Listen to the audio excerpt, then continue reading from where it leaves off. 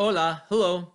I'm Rob Martinez, state historian of New Mexico, and this is New Mexico history in 10 minutes. Manuel Armijo is one of the more interesting people of New Mexico history. Like his contemporary, Padre Martinez of Taos, he lived through three periods of New Mexico history: the colonial period, Mexican period, and territorial period.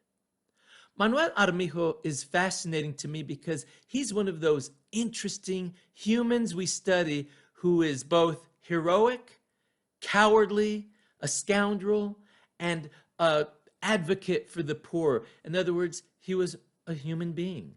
And I love his story because it's indicative of what was going on in New Mexico between the years 1790 and 1860, more or less.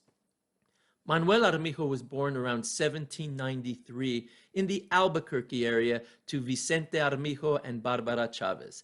His parents came from very well-to-do and powerful families, people who had wealth and influence in the Albuquerque area. By 1807, Manuel was buying and selling land in the Albuquerque area, and he was also involved in local politics, as were his brothers. By 1822, Manuel Armijo is alcalde mayor of Albuquerque. That means he's the local magistrate, the mayor, and so he starts a political career. And his siblings, his brothers, are also influential in these areas. This is the Mexican period we're in. We become Mexican in 1821, and Manuel Armijo really takes to the Mexican government and being part of Mexico.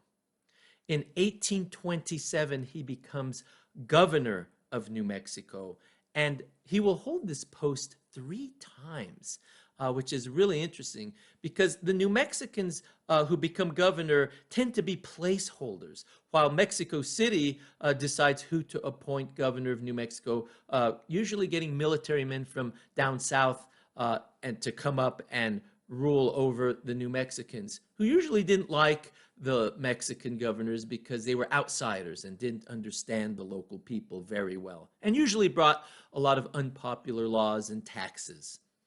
Well, Manuel Armijo, as governor in 1827, he had concerns about how many Americans were coming into the territory. Not because he disliked Americans. He didn't have a problem with Americans coming here, but he disliked that there were so many here and they were breaking the law as far as coming in, and they were hunting animals and killing beaver and other creatures for their hides and skins, and they were not paying certain tariffs and taxes. So he tried to rein that in. He also tried to get help from Mexico City to do this, but no help came. Armijo was also an advocate for the poor. He felt that a lot of land was not available to poor Nuevo Mexicanos and that taxes were hurting them, that they didn't have enough income or wealth to pay certain taxes. So he was popular in that sense because he advocated for poor New Mexicans. By 1829, he came into conflict with Juan Bautista Vigil, who was a powerful politician in Santa Fe. And so this resulted in Armijo resigning as governor of New Mexico. This is the era of the político. This is where New Mexico's políticos are created. This idea of the strong man politician who has power and influence, who helps the locals and protects them from the injustices of wealthier people and corrupt governments everywhere.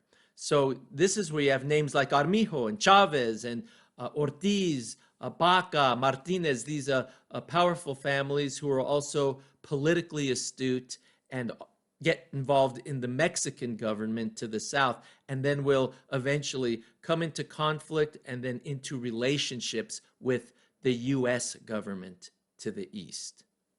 Between 1829 and the mid-1830s, Armijo is still political, but he's also dealing with local economics. He serves a local office dealing with the economics of the Albuquerque area and the Rio Abajo area. Well, ultimately, he gets back into politics when there's a revolt at Chimayo in 1837 against Mexican Governor Albino Perez. Perez was very unpopular, and he imposed a very unpopular tax, and the people revolted and killed him and some of his cohorts, some of his amigos.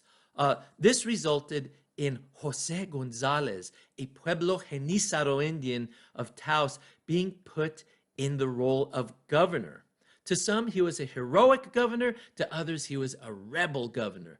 Nonetheless, he's the first Native American governor of New Mexico in 1837. Armijo sides with the Mexican government to the south, and he forms an army to really let the rebels have it. He arrests some of the leaders, about 4 of them, and jails them in Santa Fe. When a movement of rebels starts in the Santa Cruz area led by Pablo Montoya, Armijo has the 4 men who were arrested executed.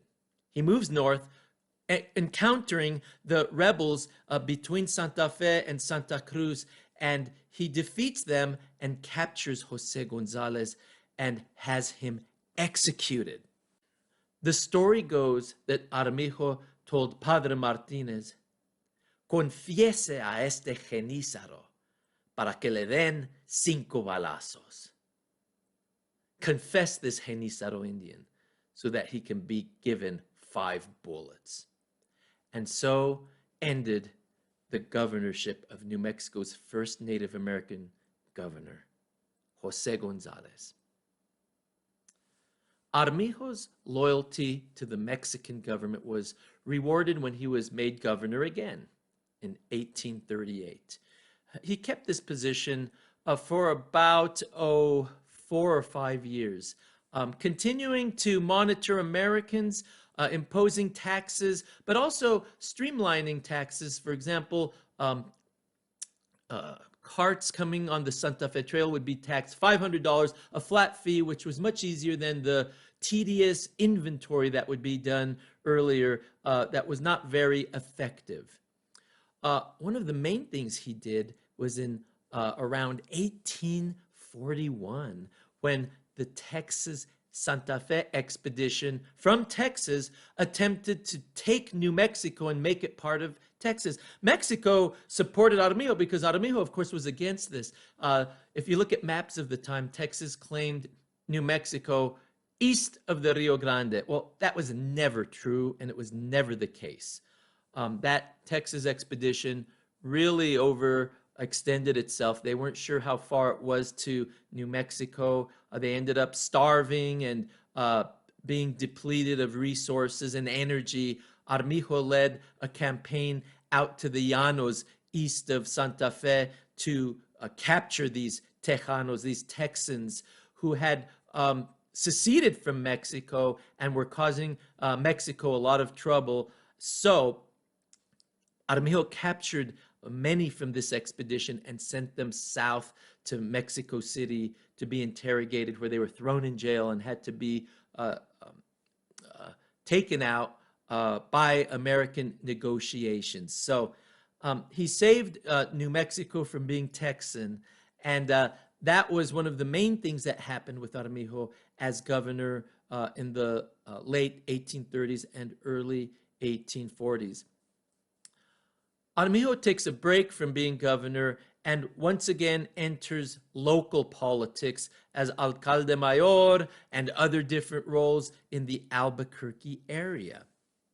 He's finally made governor again in the mid-1840s, and this is in time to come up against the Army of the West that's being sent by President Polk of the United States, led by Stephen Kearny, whose job was to come out and secure the West and California.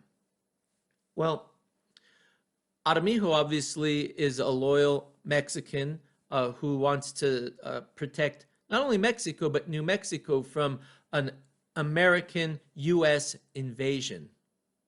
A war breaks out between the United States over a dispute between the border of Texas and the border of Mexico. 1845, the United States agitated Mexico by annexing Texas. Well, Mexico claimed the Rio Nueces as the border. The United States claimed the Rio Grande. In between was no man's land.